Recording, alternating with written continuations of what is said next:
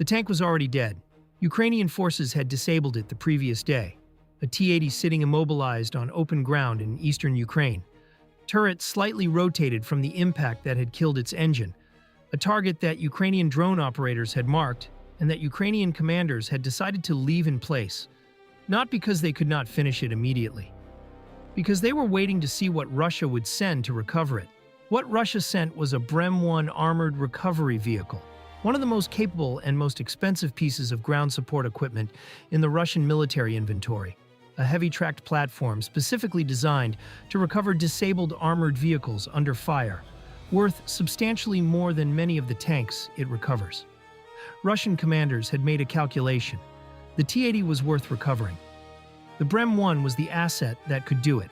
Ukrainian commanders had made a different calculation, letting Russia believe the T-80 was recoverable, and waiting until the Brem-1 committed to the recovery operation would allow Ukrainian FPV teams to destroy both, the tank that had already been defeated and the recovery asset that Russia considered too valuable to leave behind. The bait had been set the moment the T-80 was disabled. This is the story of how it was sprung. The decision to leave the T-80 in place rather than immediately destroy it was a deliberate command choice made at the moment the tank was disabled. Ukrainian forces had the capability to finish the vehicle with additional FPV or artillery engagement. The disabled tank was exposed, its crew had evacuated, and the target was not going anywhere. But the intelligence assessment of Russian behavior in similar situations, developed through months of observing Russian armored recovery operations, suggested that a disabled but visually intact tank left on open ground would prompt a recovery attempt. Russian commanders have institutional pressure to recover disabled vehicles, both for the material value of the platform and for the signals it sends about Russian logistics capability. A T-80 sitting on open ground in eastern Ukraine, visually undestroyed, was almost certain to generate a recovery mission. Ukrainian drone operators maintained continuous surveillance of the disabled T-80 from the moment it was left in place. The surveillance had a dual purpose: confirm that the tank remained in place and had not been recovered without Ukrainian forces' knowledge, and detect the arrival of Russian recovery assets at the earliest possible moment to allow maximum preparation time for the engagement package. The Brem-1 appeared in the pre-dawn hours, approaching from the Russian-controlled sector, using the early morning darkness and the April ground fog as concealment. Its approach route had been assessed in advance by Ukrainian analysts. The terrain between Russian positions and the disabled T-80 limited the practical routes a heavy-tracked recovery vehicle could use without risk of becoming mired in the wet April ground, and Ukrainian drone operators had pre-positioned along those routes during the previous evenings. The Brem-1's profile was immediately recognizable to the Ukrainian operators tracking it. The armored recovery vehicle is distinctive, larger than a standard tank, with the crane and towing equipment visible on its rear deck, the reinforced frontal dozer blade that allows it to push its way through obstacles, and the thermal signature of a large diesel engine working hard as the vehicle moved across the approaches toward the target. The operators confirmed the identification and reported to the engagement command element. Ukrainian commanders had prepared a specific engagement package for exactly this recovery scenario. 2 FPV teams were assigned. One to engage the Brem-1 as the primary target, one as backup, and for the subsequent engagement of the T-80 itself. The engagement sequencing was specific. Strike the Brem-1 first, while it was committed to the recovery, and therefore stationary or slow-moving, then engage the T-80 before Russian commanders could organize a second recovery attempt. Artillery was tasked for the surrounding area to prevent Russian engineering teams from approaching on foot to assess the damage or attempt a manual recovery of usable components. The Brem-1 reached the disabled T-80 and began its recovery procedure. The crew deployed the rear towing equipment, attaching the recovery cables to the T-80's hull tow points, a procedure that requires the crew to work outside the protection of the armored vehicle, in the open, on the ground around the immobilized tank.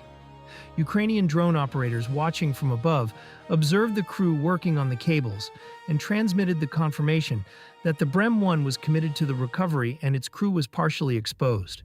The first FPV drone launched as the towing cable connection was being completed. The approach was flown at low altitude, using the hull of the T-80 itself as concealment from the Brem-1 crew, who were focused on the recovery operation and were not watching for inbound drones from the direction of the disabled tank. The strike hit the Brem-1's engine compartment, the most functionally critical target on a recovery vehicle, the component whose destruction would prevent the vehicle from withdrawing under its own power and would trap it in the engagement area. The engine compartment detonation was significant. The Brem-1 stopped. The crew members who had been working outside the vehicle when the drone struck had no cover available in the open ground around the two now disabled vehicles. Ukrainian artillery, already in flight, landed in the surrounding area. The second FPV drone, the one assigned to the T-80, launched as the artillery rounds were still landing, its approach masked by the smoke and the sound of the artillery impacts.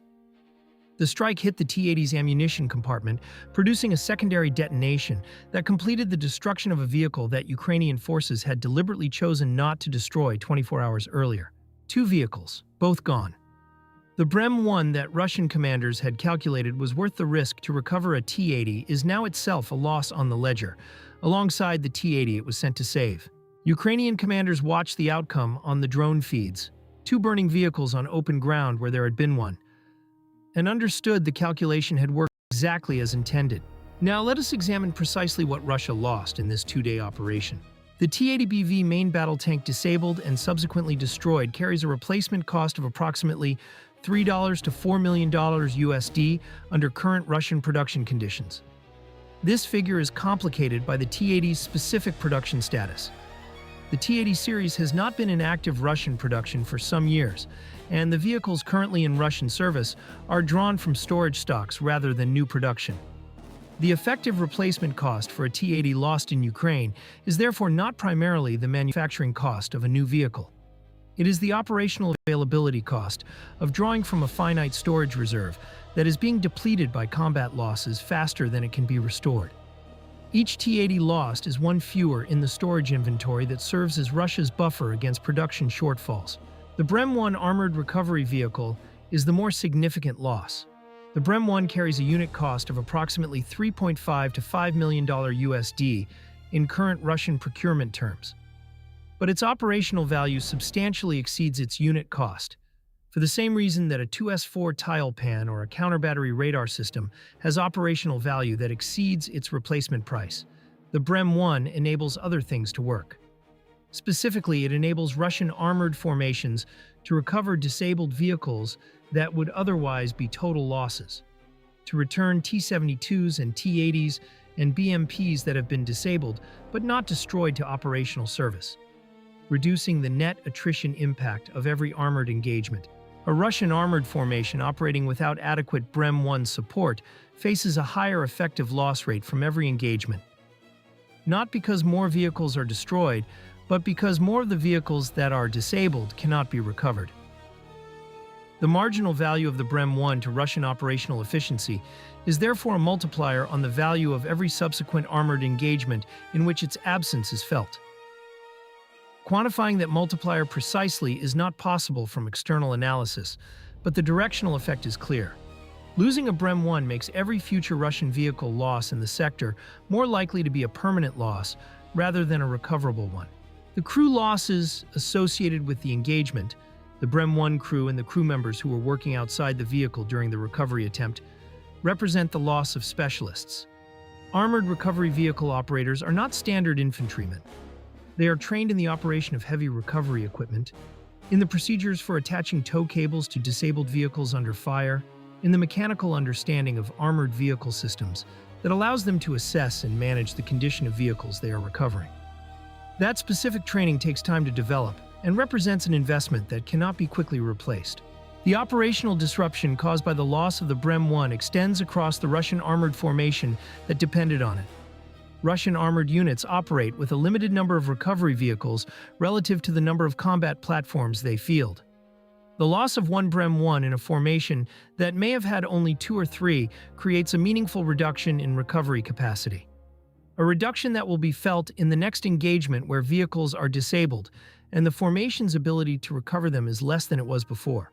The broader lesson that this engagement demonstrates is one about the intelligence value of restraint. Ukrainian commanders who chose not to immediately destroy the disabled T-80, who accepted the ongoing cost of monitoring a target that could have been eliminated immediately, extracted additional value from the situation by using the disabled vehicle as bait. The T-80's destruction was delayed by 24 hours. The Brem-1's destruction was made possible by that delay. The net outcome was the loss of 2 Russian vehicles rather than 1, plus the degradation of Russian recovery capability in the sector, plus the demonstration to Russian commanders that Ukrainian forces are willing and able to use apparent opportunities as traps. That last dimension, the signal to Russian commanders, has a value that is difficult to quantify, but that affects Russian behavior in ways that compound over time. Russian armored recovery operations in this sector will now be conducted with the awareness that Ukrainian forces may be watching disabled vehicles specifically to engage recovery attempts. Russian commanders will weigh the risk of losing a Brem-1 against the value of recovering a disabled tank more carefully than they did before this engagement. Some recovery attempts that would have been ordered will not be ordered. Some disabled Russian vehicles that would have been recovered will be left in place and will be total losses rather than recoverable ones. The ripple effects of a single well-executed bait operation extend through the operational behavior of Russian forces in the sector for weeks afterward. Ukrainian drone operators watched a disabled tank for 24 hours. Ukrainian commanders waited for the recovery vehicle that intelligence told them was coming. Ukrainian FPV teams executed the engagement package when the Brem-1 committed. Ukrainian artillery sealed the outcome. 1 trap, 2 vehicles, a Russian formation with degraded recovery capability and heightened awareness that disabled vehicles on open ground in eastern Ukraine may not be opportunities. They may be invitations. Ukraine sets the trap. Ukraine springs it at the right moment. Ukraine holds the ground that both of those vehicles were on.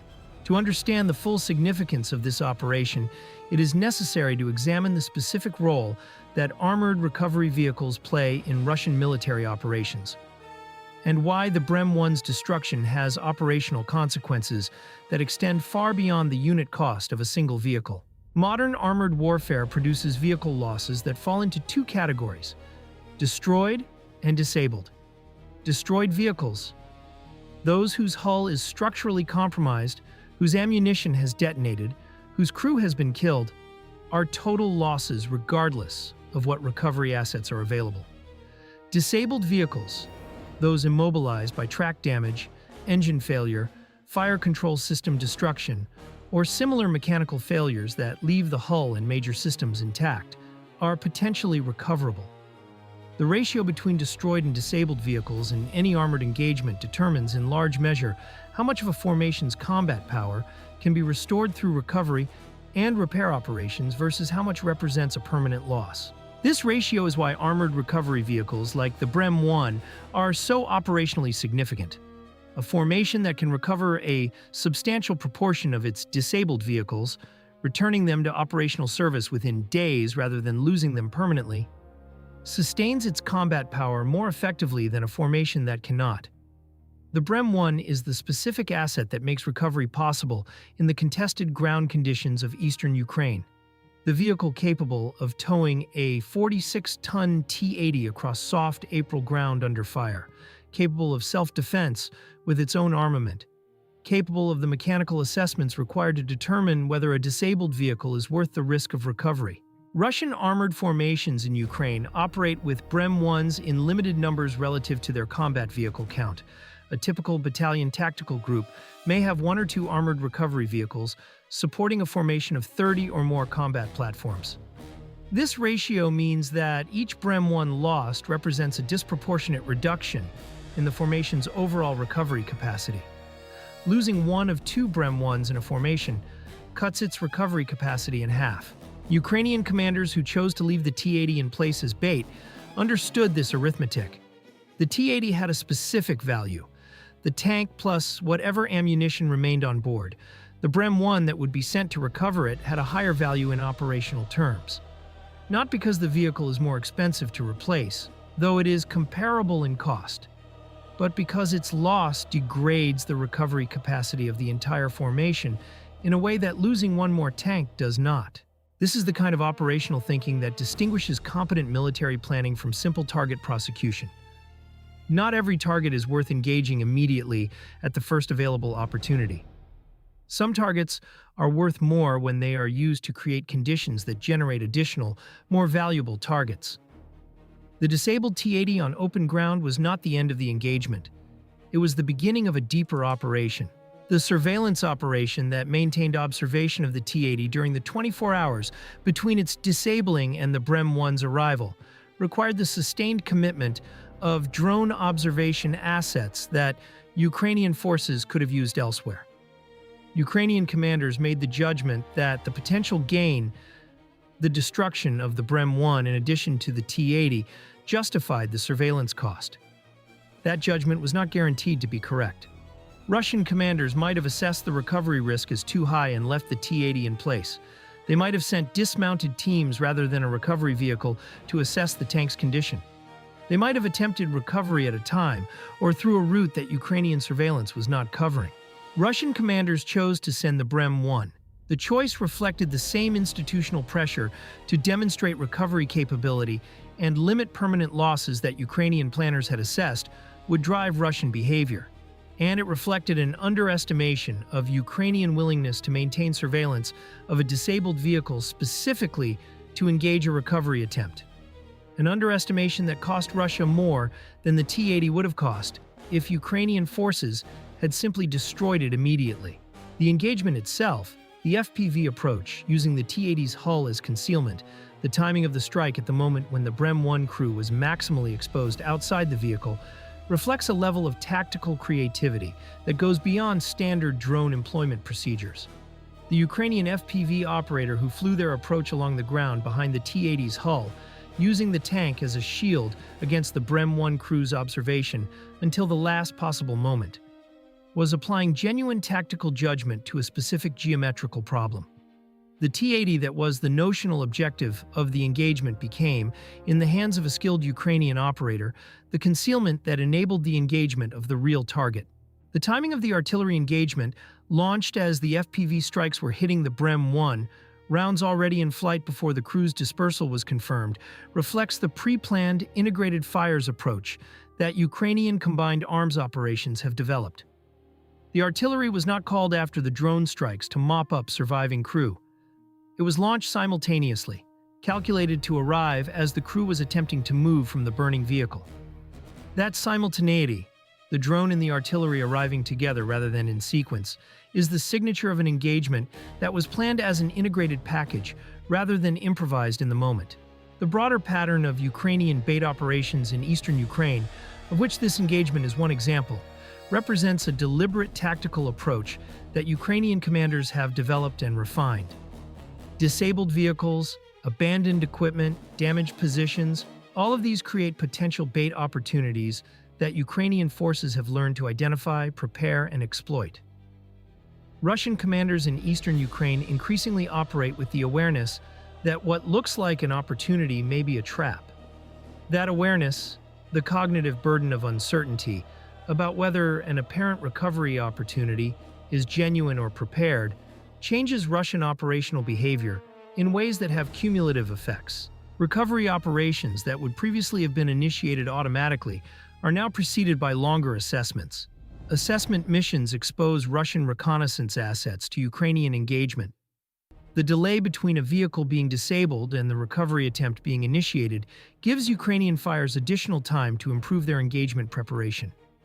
The reduced confidence in the safety of recovery operations leads to more disabled vehicles being abandoned rather than recovered, increasing the permanent loss rate from armored engagements even for vehicles that Ukrainian fighters did not directly destroy.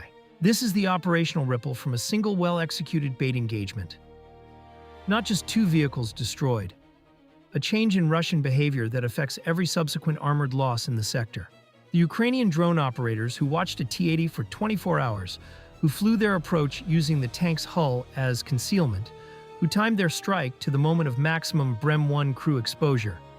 They were executing a plan that required patience, preparation, and the tactical creativity to turn a disabled enemy vehicle into a weapon against the enemy that came to recover it. Russia came to rescue its tank. Ukraine was waiting for Russia to come. Both vehicles burned. Ukraine thinks further ahead. Ukraine prepares the ground between engagements. Ukraine turns Russia's attempts to limit its losses into additional losses. And the front holds, on ground where Russian commanders are now less certain than they were yesterday about what is bait and what is not. There's a final dimension of this operation that military analysis tends to pass over. The dimension of what it means to the Ukrainian soldiers who executed it, and to the broader force that is defending eastern Ukraine day by day. The Ukrainian commanders who made the decision to leave the T-80 in place took a risk. A disabled Russian tank on open ground is a potential threat. Russian forces might use it as cover for infantry movement. Russian commanders might conduct engineering work on it to create a fortified point. The 24 hours during which the T-80 sat unengaged were 24 hours during which Ukrainian commanders accepted uncertainty about how Russia would use it. They accepted that uncertainty because the potential payoff, the Brem 1, was worth it. That willingness to accept risk in exchange for a larger return is not a simple quality to develop or to sustain under the pressures of active combat operations. It requires confidence in your intelligence picture, confidence in your engagement capabilities, confidence in your ability to execute the plan when the moment comes. Ukrainian commanders in eastern Ukraine have developed that confidence through years of exactly this kind of operation. Through operations that worked, through operations that did not, through the accumulated experience of fighting a specific enemy in specific terrain, and learning what that enemy does and what it does not do. The FPV operators who flew the engagement were executing a plan they had prepared and believed in. The artillery crews who launched before the drone strikes had confirmed the crew dispersal were trusting the plan and the people executing it. The drone spotters who maintained 24 hours of observation were doing their part in an operation whose full design they understood and whose purpose was clear to them. This is what a professional military organization executing a well-planned operation looks like. Not always dramatic.